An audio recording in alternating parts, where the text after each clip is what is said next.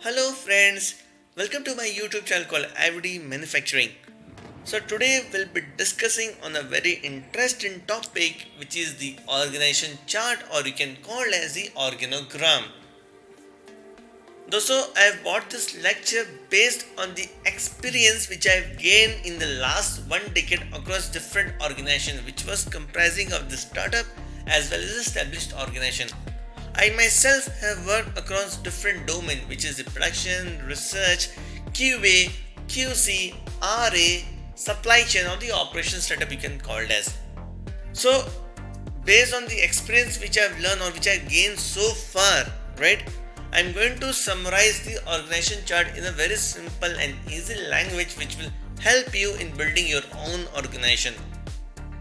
And this organization chart will be becoming a foundation for your company to become the success at par. So why to delay? Let's start today's lecture. So dosto, when you see the organization chart in my backside of the screen, you can see there are three substructure. One is the block. The second one is the blue straight line with the arrows, and third is the dotted line with the arrows which is in green in color, right? So let's go deep into it.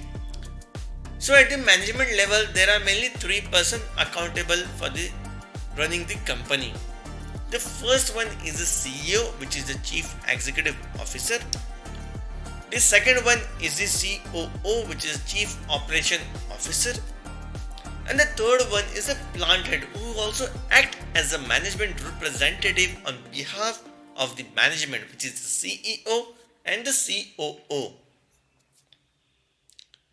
When it's come with respect to the direct reporting, I will prefer to divide the company into 2 parts, whereby CEO is going to run entire company, but he'll be accountable specific for certain department.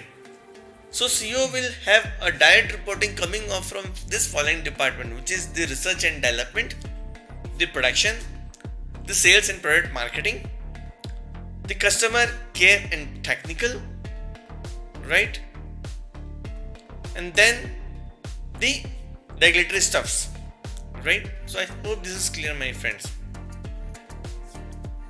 But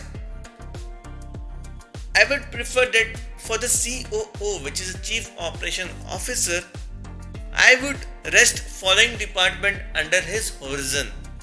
The first one would be supply chain management, which will comprise of the stores, purchase and the logistics.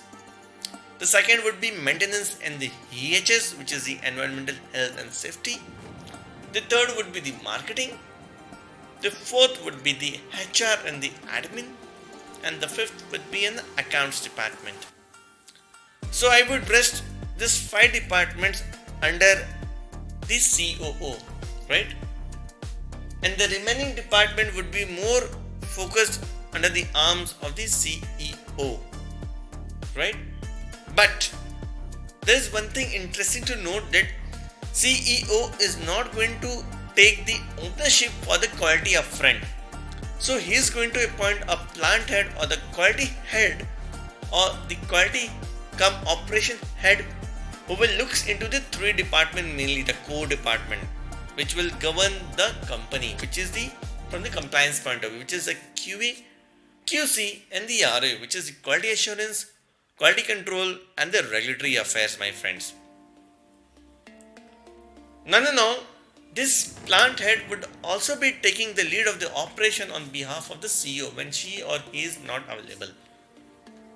The interesting thing is to note that this plant head will be acting as a management representative for the ISO 13485-2016, my friends. So I hope you must have enjoyed my today's lecture. If you have any query, please comment in my description chat box below. I will do reach to you and will address your query. I am again telling, this is my proposal of making the organization chart, so please don't stick to it. You can gain an insight from this. Please do like my video, comment, subscribe and share in your valuable network. Till then, thank you, take care, bye bye.